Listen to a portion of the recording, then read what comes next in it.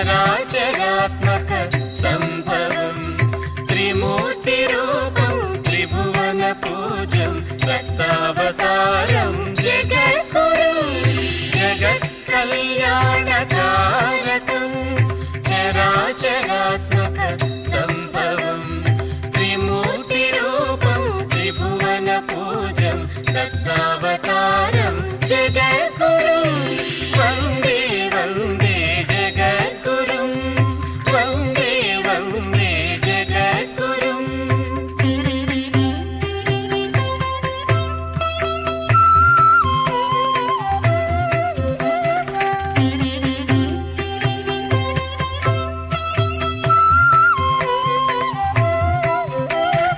అనసూయాత్మజ అవధూతేశం సగుణ నిర్గుణ నిరుపమ తేజం అనసూయాత్మజ అవధూతేశం సగుణ నిర్గుణ నిరుపమ తేజం పీఠిక పురవాసం యోగీశం శ్రీపాదవల్లభ శ్రీజయదేవం వందే వందే జగద్గురుం వందే వందే జగద్గురుం.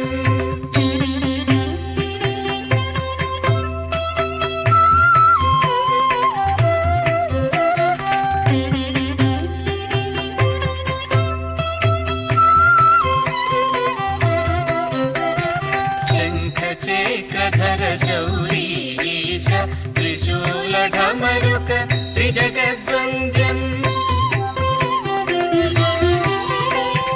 శంఖచక్రధర శౌరీశ త్రిశూలఢమరుక త్రిజగద్వంద్యం కంఠహార రుద్రాజితధారి కరజపమాల కమండలధరం వందే వందే జగద్గురుం వందే వందే జగద్గురుం.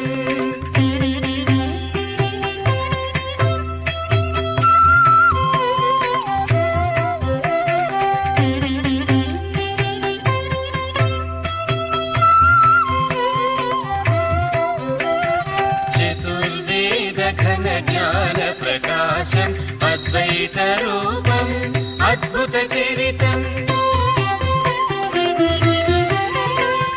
చతుర్వేద ఘన జ్ఞాన ప్రకాశం అద్వైత రూపం అద్భుత చరితం భక్తి ప్రదాతం భవభయహరణం కరుణానిలయం గురుమౌనీంద్రం వందే వందే జగద్గురుం వందే వందే జగద్గురుం వందే వందే జగద్గురుం.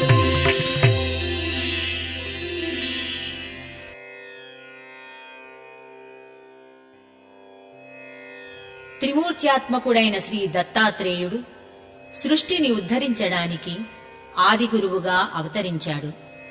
శ్రీ దత్తప్రభువు అవతారాలు పిఠాపురంలో శ్రీపాద శ్రీవల్లభుడుగాను, గాణగాపురంలో శ్రీ నృసింహ సరస్వతిగాను, హుమ్నాబాద్ మాణిక్య ప్రభువుగాను, అక్కల్కోట శ్రీ సమర్థానంద స్వామిగాను, షిరిడీ సాయిబాబాగాను అవతరించారు. వీరినే దత్త పంచకముగా పేర్కొన్నారు. వీరు భక్తి పరమార్థ జ్ఞానబోధలతో మానవ జన్మను చరితార్థము కావించుటకు కలినెదుర్కొని భక్తులను కాపాడుతున్నారు. ఈ మహామహితాత్ములు భక్తుల పట్ల దీనజన బాంధవులై, ఆర్తత్రాణ పరాయణులై, భక్తజన రక్షకులై మోక్షార్థులను చేయుచున్నారు. 13వ శతాబ్దంలో ఆంధ్రప్రదేశ్లోని పిఠాపురంలో మొదటి అవతారమైన శ్రీపాద శ్రీవల్లభుడు తన బాల్య కౌమార దశలలో అద్భుత లీలామహిమలతో ప్రత్యక్ష నిదర్శనాత్మకుడై తనను నమ్మిన భక్తులను కాపాడుతున్నాడు.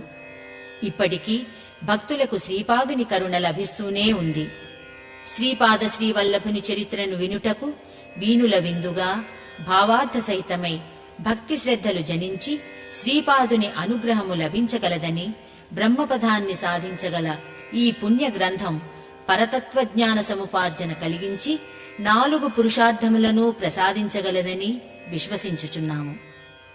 ఈ పుణ్యశ్రవణ భక్తి గ్రంథమును భక్తితో విన్నవారికి శ్రీపాద శ్రీవల్లభుని కరుణాకటాక్షములు లభించుగాక. శ్రీపాదరాజం శరణం ప్రపజ్యే, శ్రీపాదరాజం శరణం ప్రపజ్యే.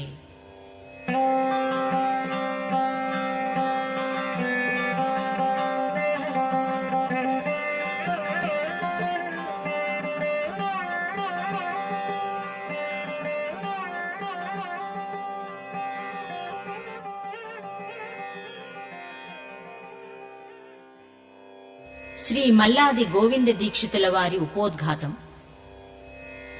శ్రీపాద శ్రీవల్లభుల గురించి శ్రీ గురుచరిత్రలో లభించడి సమాచారం బహుస్వల్పం. కలియుగములో ప్రప్రథమ దత్తావతారం శ్రీపాద శ్రీవల్లభుడు. వారి జీవిత విశేషాలను గురించి బయటి ప్రపంచానికి తెలిసినది బహు తక్కువ. క్రీస్తు శకం 1320లో శ్రీపాద శ్రీవల్లభుడు బ్రహ్మశ్రీ గండికోట అప్పలరాజశర్మ గారికి, అఖండ లక్ష్మీ సౌభాగ్యవతి సుమతీ మహారాణికి తృతీయ సంతానంగా జన్మించినారు. శ్రీపాదుల వారికి శ్రీధర రాజశర్మ, రామరాజశర్మ అను ఇద్దరు అన్నలును, శ్రీ విద్యాధరి, రాధ, సురేఖ అనే ముగ్గురు చెల్లెండ్రును కలరు. వారు భారద్వాజ గోత్రీకులు, ఆపస్తంభ సూత్రులు. శ్రీపాదుల వారి మాతామహులు బ్రహ్మశ్రీ మల్లాది బాపన్నావధానులు. వారి ధర్మపత్ని అఖండ లక్ష్మీ సౌభాగ్యవతి రాజమాంబ. శ్రీపాదుల వారి దివ్య చరిత్రను శంకరభట్టు అను కన్నడ బ్రాహ్మణుడు సంస్కృతంలో రచించినాడు. దాని తెలుగు అనువాదం బాపన్నావధానులు గారి 33వ తరం వాడినైన నా వద్ద ఉన్నది.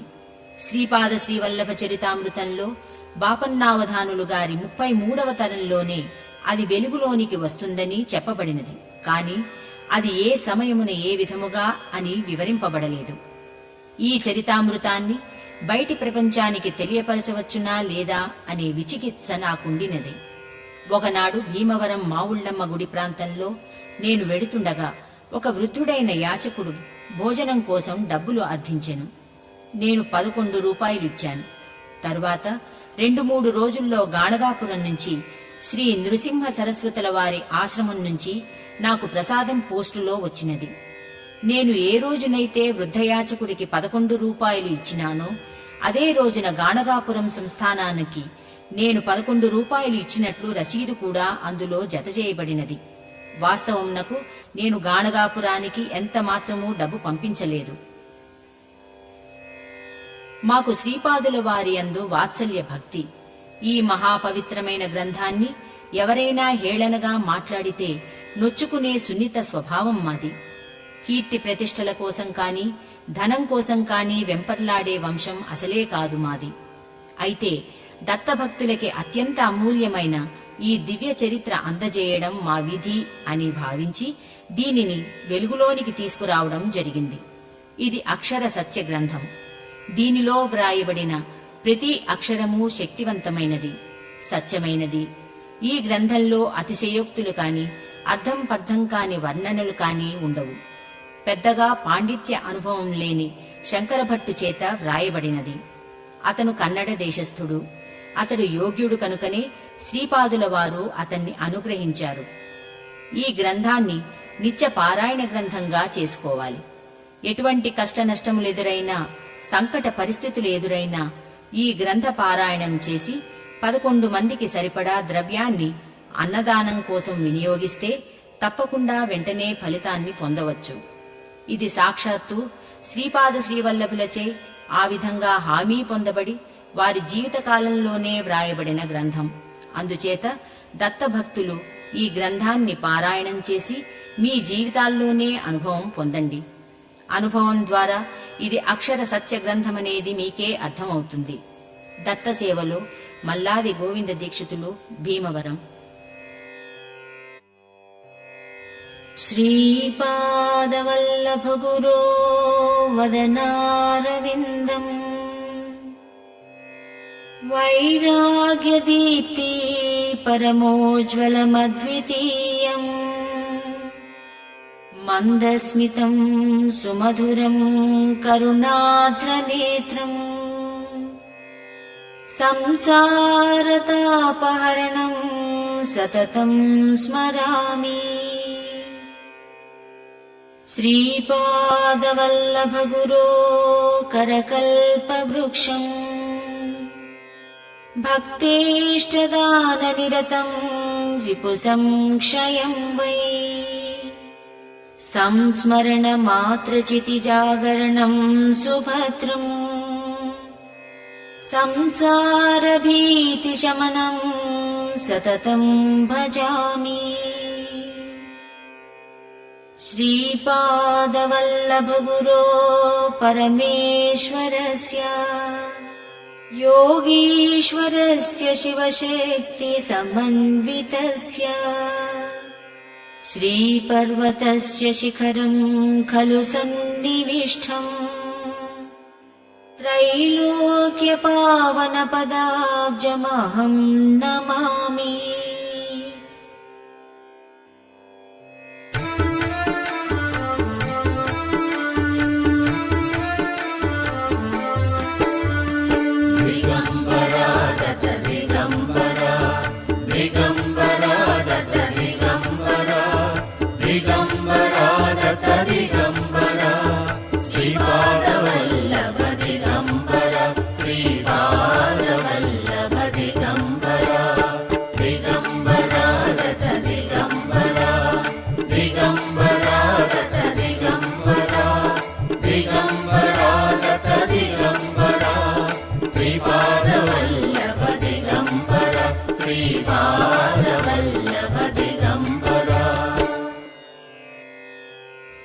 శ్రీపాదరాజం శరణం ప్రపజ్జే.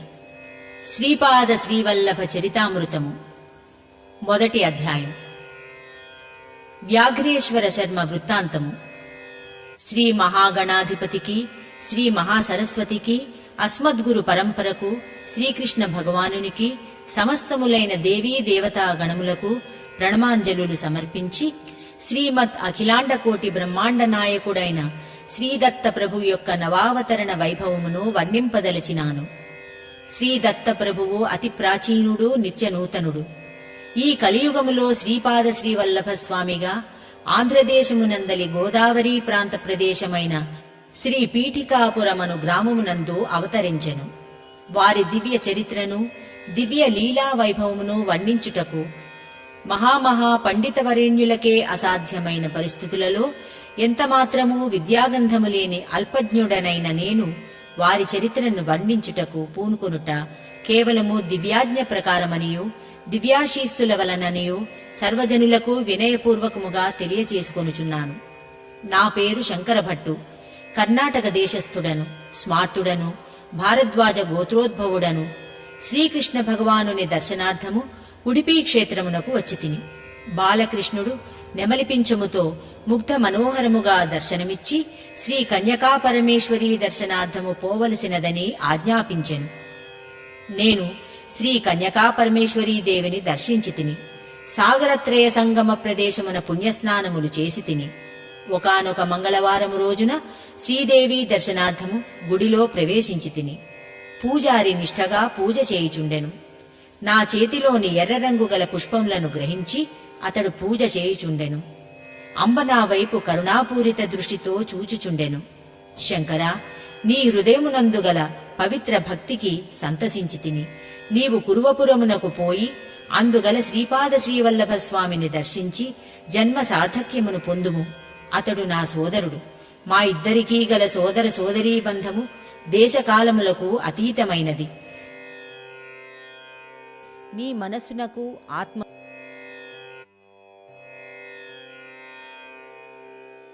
అంబ అనుగ్రహమును పొంది శ్రీ కన్యకా పరమేశ్వరి పుణ్యధామము నుండి ప్రయాణమును సాగించుచు దానికి స్వల్ప దూరములోనేయున్న మరుత్వమలై అని గ్రామమునకు వచ్చితిని. శ్రీ హనుమంతుడు సంజీవిని పర్వతమును తిరిగి హిమాలయములకు తీసుకొని పోవునప్పుడు దానిలో నుండి ఒక ముక్క జారి కింద పడిననియు దానిని మరుత్వమలై అని పిలిచెదరనియూ తెలుసుకొంటిని. మరుత్వమలై గ్రామమునందు ఆ కొండ గలదు. చూడ చక్కనైన కొండ. దానిలో కొన్ని గుహలు కలవు.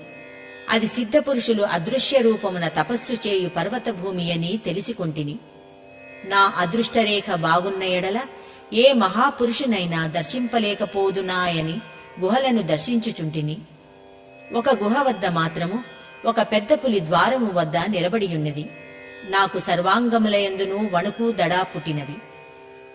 భయవిహ్వలుడనైన నేను ఒక్కసారిగా శ్రీపాద శ్రీవల్లభ దత్తప్రభు అని బిగ్గరగా అరచితిని. ఆ పెద్ద పులి సాధు జంతువు వోలే నిశ్చలముగా నుండెను. ఆ గుహ నుండి ఒక వృద్ధ తపస్వి బయటకు వచ్చెను.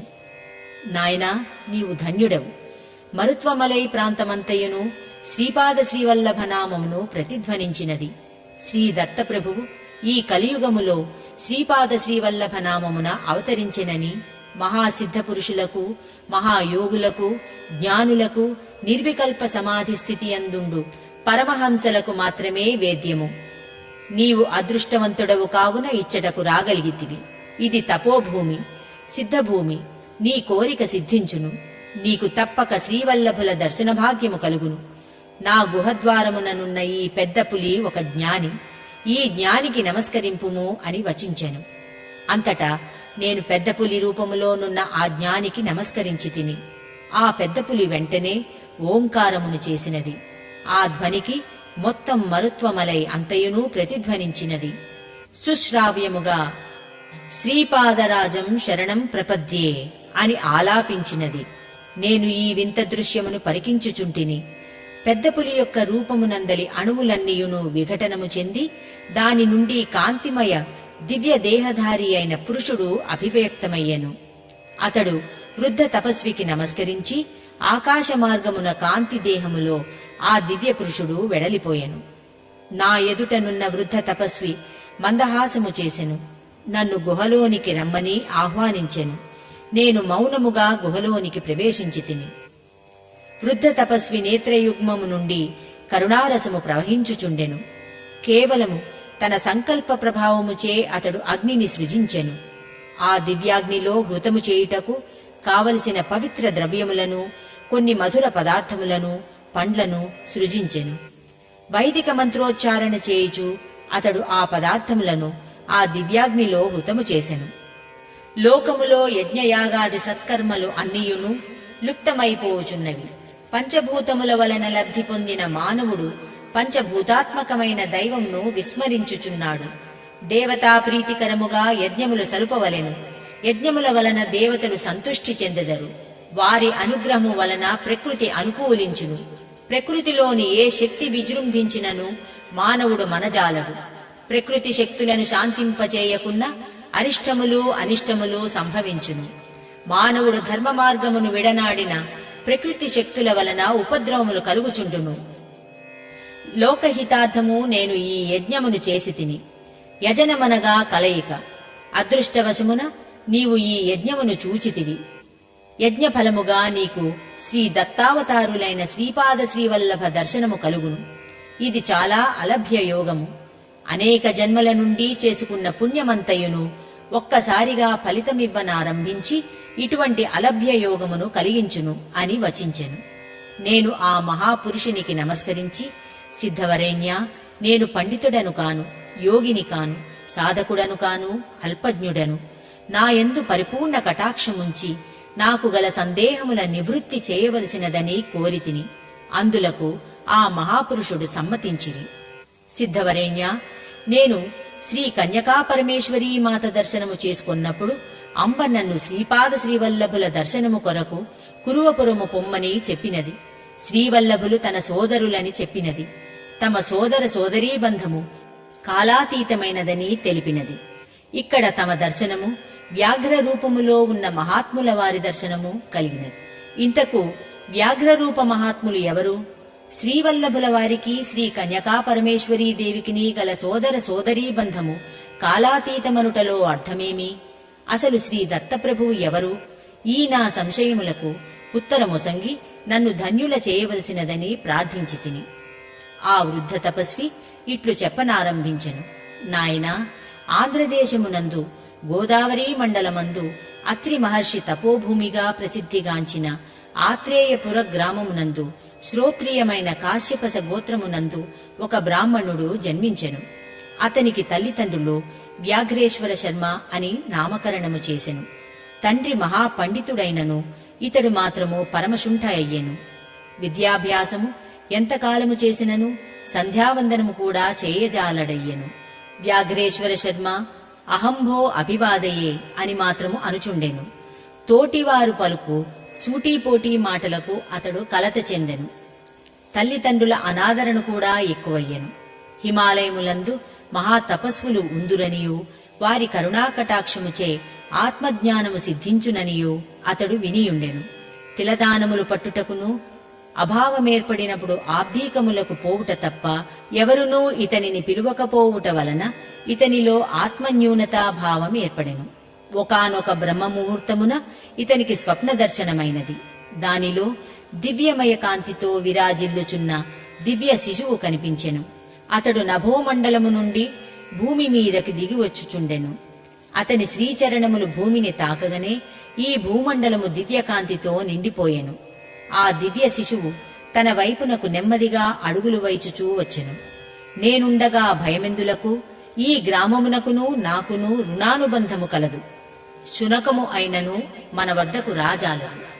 నీవు హిమాలయ ప్రాంతమైన బదరీ అరణ్య భూమికి పొమ్ము, నీకు శుభమగును అని పలికి అంతర్ధానమయ్యెను. వ్యాఘ్రేశ్వర శర్మ బదరీ అరణ్య ప్రాంతములకు చేరెను. మార్గమధ్యమున అతనికి అయాచితముగా భోజనము సిద్ధించుచుండెను. అయితే అతను బయలుదేరినది మొదలు ఒక శునకము అతనిని అనుసరించి వచ్చుచుండెను. ఆ కుక్కతో పాటు అతడు బదరీ అరణ్యములో సంచరింపసాగెను. అతడు తన సంచారములో ఊర్వశీకుండము అనుచోట పుణ్యస్నానములు చేసెను. తనతో పాటు ఆ కుక్క కూడా పుణ్యస్నానములు చేసెను. ఆ ప్రాంతములకు ఒక మహాత్ముడు తన శిష్యులతో ఊర్వశీకుండమునకు పుణ్యస్నానము నిమిత్తము వచ్చెను. ఆ మహాత్ముని పాదపద్మములకు మ్రొక్కి వ్యాఘ్రేశ్వరుడు తనను శిష్యునిగా స్వీకరించవలసినదని ప్రార్థించెను. ఆ మహాత్ముడు దయతో అంగీకరించెను. ఆ మహాత్ముడు వ్యాఘ్రేశ్వరుని శిష్యునిగా స్వీకరించిన తక్షణమే ఆ శునకము అంతర్ధానమయ్యెను. ఆ మహాత్ముడు ఇట్లు వచించెను: వ్యాఘ్రేశ్వర, నీతో పాటు వచ్చిన ఆ శునకము నీ యొక్క పూర్వజన్మార్జిత పుణ్యస్వరూపము. కాలప్రబోధితుడవై నీవు ఇచ్చటకు రాగలిగితివి. ఊర్వశీకుండమునందు స్నానమాచరించగలిగితివి. నరనారాయణుల తపోభూమికి ఆకర్షింపబడితివి. ఇదంతయును శ్రీపాద శ్రీవల్లభుల అనుగ్రహము సుమి అని పలికెను. వ్యాఘ్రేశ్వరుడు వినమితాంగుడై, గురుదేవా, శ్రీపాద శ్రీవల్లభులు ఎవరు? వారి అనుగ్రహము నాయందెట్లు కలిగినది అని ప్రశ్నించెను. నాయనా, శ్రీపాద శ్రీవల్లభులు సాక్షాత్తు దత్తప్రభువులు. త్రేతాయుగమునందు భరద్వాజుడను మహర్షి సావిత్రకాటక చయనము అను గొప్ప యజ్ఞమును శ్రీ పీఠికాపురమునందు నిర్వహించెను. దానికి శివపార్వతులను ఆహ్వానించెను. భరద్వాజునకు ఇచ్చిన వరము ప్రకారము భరద్వాజ గోత్రమునందు అనేక మంది మహాత్ములు, సిద్ధపురుషులు, జ్ఞానులు, యోగులు అవతరించున్నట్లు సావిత్రకాటక చయనము శ్రీ పీఠికాపురమున జరిగినట్లు పైంగ్య బ్రాహ్మణమునందు చెప్పబడినది. దేశమునందలి ఇతర భాగములందు లుప్తమైనను కల్కి అవతార భూమి అయిన శంబలా గ్రామమునందు పైంగ్య బ్రాహ్మణమును, సాంద్ర సింధు వేదమును అతి భద్రముగా కాపాడబడియున్నవి. కలియుగము అంతమై సత్యయుగము వచ్చినప్పుడు శ్రీ దత్తావతారమూర్తి అయిన శ్రీపాద శ్రీ వల్లభులు శ్రీ పీఠికాపురమునకు భౌతిక రూపములో వచ్చెదరు. అనేక జన్మములలో చేసిన పాపములు క్షీణదశకు వచ్చినప్పుడు, పుణ్యకర్మలు ఫలితము నివ్వ ప్రారంభించినప్పుడు మాత్రమే దత్తభక్తి కలుగును. దత్తభక్తిలో పరిపూర్ణత సిద్ధించినప్పుడు ఏ యుగమందైనను ఏ కాలమునందైనను శ్రీపాద శ్రీవల్లభులు భౌతిక రూపములో దర్శన స్పర్శన సంభాషణా భాగ్యము నిచ్చెదరు. నీ పూర్వజన్మ పుణ్యకర్మ బలీయముగా ఉన్న కారణము చేత శ్రీపాద శ్రీవల్లభుల అనుగ్రహము నీ పైన కలిగినది. నేను నా గురుదేవులైన మహావతార బాబాజీ దర్శనార్థము పోవుచున్నాను. తిరిగి సంవత్సర కాలమునకు వచ్చెదను. మీరు మీకు నిర్ణయించబడిన గుహలలో క్రియాయోగమును అభ్యసించుచు ఆత్మజ్ఞాన సిద్ధికి ప్రయత్నించవలెను అని ఆదేశించి సంజీవిని పర్వత ప్రాంతమైన ద్రోణగిరికి వెడలిపోయెను. వ్యాఘ్రేశ్వర శర్మ కూడా తనకు నిర్ణయించబడిన గుహలో కూర్చొనెను. గురుదేవులు బోధించిన క్రియాయోగ పద్ధతులు కాని, ఆత్మజ్ఞాన ప్రబోధకములైన మాటలు కాని అతనికి అవగతము కాలేదు. అతడిట్లు ఆలోచించసాగెను. గురుదేవులు నన్ను ప్రేమతో ఒరే వ్యాఘ్రమా అని పిలిచెడివారు. నా యొక్క గురుబంధువులందరూ వ్యాఘ్రాజినముపై కూర్చొని ధ్యానము చేయుచున్నారు. వ్యాఘ్ర చర్మము ఎంతో పవిత్రమైనప్పుడు, యోగికి ఎంతో లాభములు చేకూర్చినది అయినప్పుడు వ్యాఘ్రము ఎంత గొప్పది కావలెను. పైగా గురువులు ఆత్మజ్ఞానము కోసము ప్రయత్నించమన్నారు. ఆత్మ అనగా స్వకీయమని గదా అర్థము. ఇతరులతో నాకేమి పని? నా యొక్క పేరు వ్యాఘ్రేశ్వరుడు కావున నా యొక్క ఆత్మ వ్యాఘ్రమే కావలెను. నేను ధ్యానము చేయవలసినది వ్యాఘ్రమును, అదే నా యొక్క ఆత్మ. నేను వ్యాఘ్ర రూపమును పొందిన ఎడల ఆత్మజ్ఞానమును పొందినట్లే అని తలపోసెను. సంవత్సర కాలము ఇట్టే గడిచిపోయెను. గురుదేవులు ప్రతి గుహ వద్దకు వచ్చి శిష్యుల యొక్క యోగములో వారు పొందిన అభివృద్ధిని గూర్చి పరిశీలించిరి. వ్యాఘ్రేశ్వరుని గుహ వద్ద వ్యాఘ్రేశ్వరుడు లేడు. ఆ గుహలో ఒక వ్యాఘ్రముండెను. శ్రీ గురుదేవులు యోగ దృష్టితో పరిశీలించిరి. వ్యాఘ్రేశ్వరుడు తీవ్రముగా వ్యాఘ్ర రూపమునే ధ్యానము చేయుట వలన ఆ రూపమునే పొందెనని గ్రహించిరి. వాని నిష్కల్మష హృదయమునకును ఆత్మశుద్ధికిని సంతసించిరి. వానిని ఆశీర్వదించి ఓంకారమును నేర్పిరి. శ్రీపాదరాజం శరణం ప్రపజ్యే అను దానిని మంత్రముగా వల్లెవేయుమనిరి. వ్యాఘ్రేశ్వరుడు తన వ్యాఘ్ర రూపముతోనే కురువపుర సమీపమునకు చేరుకొనెను. కురువపురమునకు చేరుకొనవలెనన్న జలమార్గమున రావలెను. శ్రీవల్లభులు భక్తజన సందోహముతో, నా పరమభక్తుడు నన్ను పిలుచుచున్నాడు, నేను ఇప్పుడే తిరిగి వచ్చెదను అని పలుకుచూ కాంతిమయ శరీరములో నీటిపై నడవసాగిరి. వారు నడుచునప్పుడు అడుగు పెట్టబో ప్రతి చోట తామర పద్మముదయించుచుండెను. వారు ఈవలి ఒడ్డునకు రాగానే శ్రీపాదరాజం శరణం ప్రపజ్యే అని అవిశ్రాంతముగా పఠించుచున్న వ్యాఘ్రేశ్వరుని చూచిరి. వ్యాఘ్రేశ్వరుడు శ్రీపాద శ్రీవల్లభుని దివ్య శ్రీచరణములకు ప్రణమిల్లెను. శ్రీవల్లభులు వ్యాఘ్రముపై అధిరోహించి నీటిమీద తేలియాడుచు కురువపురమునకు చేరిరి. అందరునూ ఆశ్చర్యచకితులై చూచుచుండిరి. దత్తపురాణముననుసరించి శ్రీ దత్తాత్రేయుల వారే ధర్మశాస్త్రగా అవతరించిరి. ధర్మశాస్త్ర అనగా హరిహరసుతుడైన ఆ ప్రభువు అయ్యప్ప స్వామిగా అవతరించినప్పుడు దేవేంద్రుడు వ్యాఘ్ర రూపమును ధరించగా వ్యాఘ్రవాహనారూఢులై రాజధానికి వచ్చిరి. శ్రీవల్లభులు సాక్షాత్తు ధర్మశాస్త్రయే అని కొందరు భావించిరి. అంబ సింహవాహిని అయినట్లే వ్యాఘ్రవాహిని కూడా కనుక శ్రీవల్లభులు జగన్మాతృ అభిన్న స్వరూపమని కొందరు భావించిరి. శ్రీవల్లభులు కురువపురం చేరుసరికి వారు వ్యాఘ్రము నుండి క్రిందకు దిగగానే ఆ వ్యాఘ్రము అసువులు బాసినది. దాని నుండి దివ్యమయ కాంతితో ఒక మహాపురుషుడు బయల్వెడలెను. తన పూర్వజన్మ రూపమైన వ్యాఘ్రము యొక్క చర్మమును శ్రీవల్లభులు తమ ఆసనముగా చేసుకొనవలసినదని ప్రార్థించెను. దానికి శ్రీచరణులు అంగీకరించిరి. ప్రేమ పొంగులు వార శ్రీవల్లభులు ఇట్లు సెలవిచ్చిరి. నాయనా వ్యాఘ్రేశ్వర, నీవు ఒకానొక జన్మమున మహాబలిష్ఠుడవైన బహిల్వానుగా ఉంటివి. ఆ జన్మములో పులులతో పోరాడుట, వాటిని క్రూరముగా హింసించుట, వాటిని బంధించి నిరాహారముగా ఉంచి ప్రజల వినోదార్థము ప్రదర్శనలు ఇప్పించుట మొదలైన క్రూర కర్మలను చేయుచుంటివి. నీవు మనుష్య జన్మనెత్తినను అతి క్రూరముగా పులులను హింసించుట వలన కాలకర్మ కారణ వశమున అనేక జన్మలలో నీవు జంతు జన్మలను పొందవలసి ఉన్నది. నా అనుగ్రహము వలన ఈ ఒకే ఒక జన్మలో వ్యాఘ్ర రూపమున ఆ దుష్కర్మ అంతయును హరించినట్లు చేసి తిని చిరకాలము వ్యాఘ్ర రూపమున ఉండుట వలన నీవు కోరుకున్న క్షణమున వ్యాఘ్ర రూపము సిద్ధించునట్లు వరమును అనుగ్రహించుచుంటిని. హిమాలయములందు కొన్ని వందల సంవత్సరముల నుండి నా కోసమై తపమాచరించు అనేక మంది సిద్ధపురుషుల దర్శనాశీస్సులను పొందెదవు. యోగ మార్గమున నీవు ఉన్నతుడవై ప్రకాశించెదవుగాక అని ఆశీర్వదించెను. నీవు ఇంతకు పూర్వము చూచినది సాక్షాత్తు ఆ వ్యాఘ్రేశ్వరునే. అతడు హిమాలయములందుండును. మహాయోగులు జనసంసర్గము నొల్లరు. అటువంటి వారికి సామాన్య జనుల వలన ఆటంకములు కలుగకుండా ఇతడు వ్యాఘ్రరూపమున కావలి కాయచుండును. మహాయోగులు పరస్పరము వర్తమానములను తెలియచేసుకొనుటకు భావప్రసార రూపమున వీలుండును. వారు తమ నెలవుల నుండి బయటకు రావలసిన అవసరము కాని వార్తాహరుల అవసరము కాని లేదు. కాని వినోదార్థము వ్యాఘ్రేశ్వరుని ద్వారా పరస్పరము వార్తలను పంపుకొందురు. ఇదంతయును శ్రీ దత్తప్రభువు లీల. నాయనా శంకరభట్టు, సృష్టికి పూర్వకాలమున ఆది దంపతులుండిరి. భార్య గర్భవతి అయినప్పుడు కొన్ని కోరికలుండును.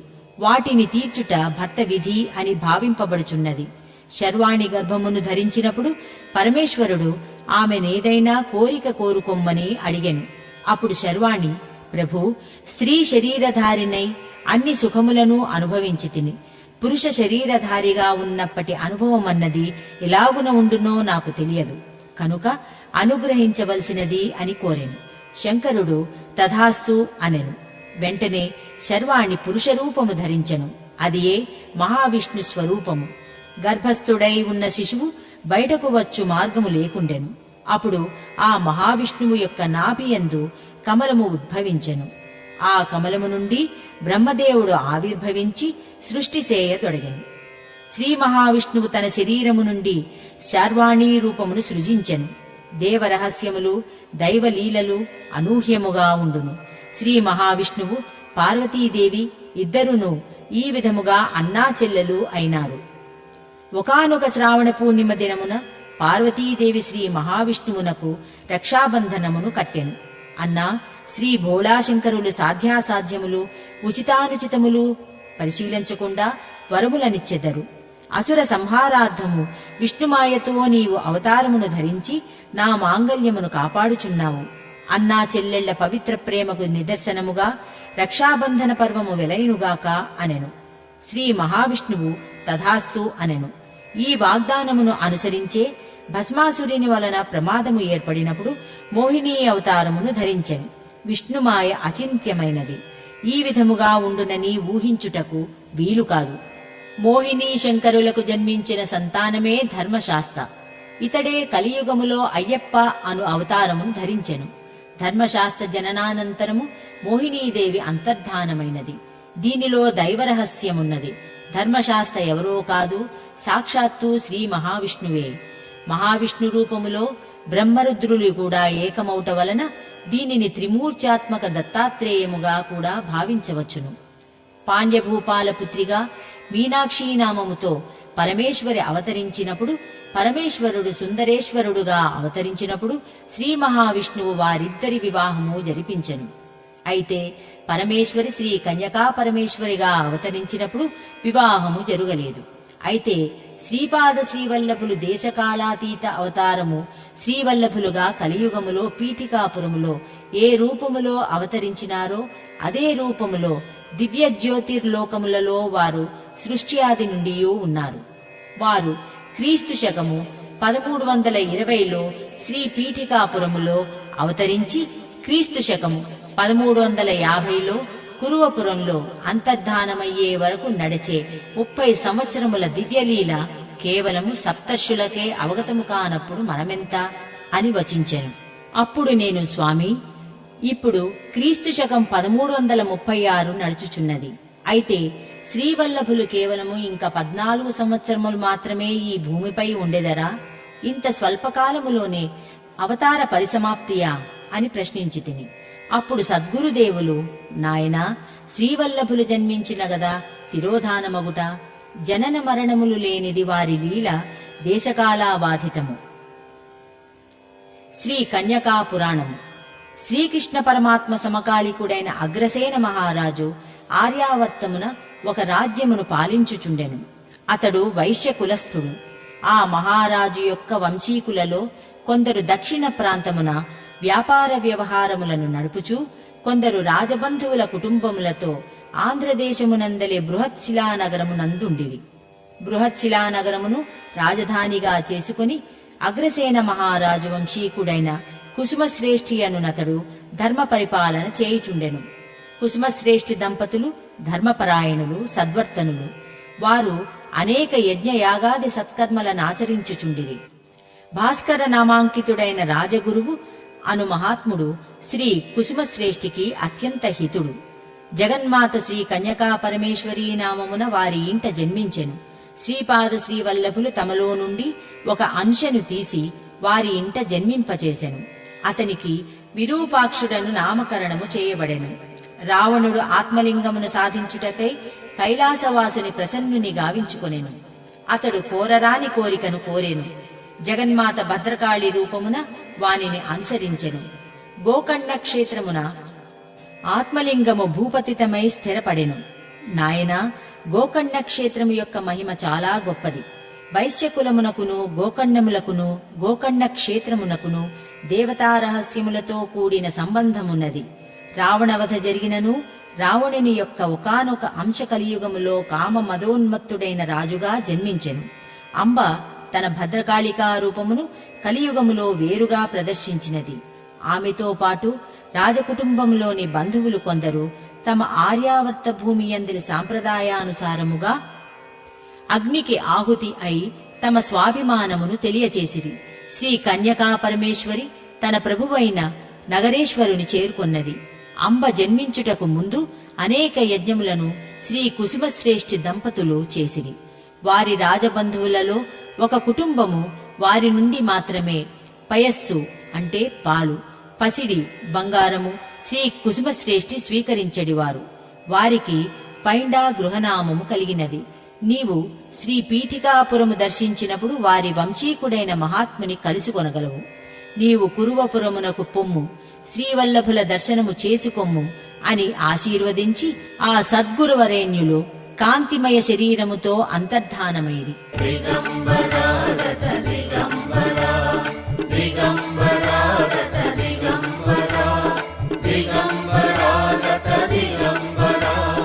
శ్రీపాదవల్లభ దిగంబర శ్రీపాద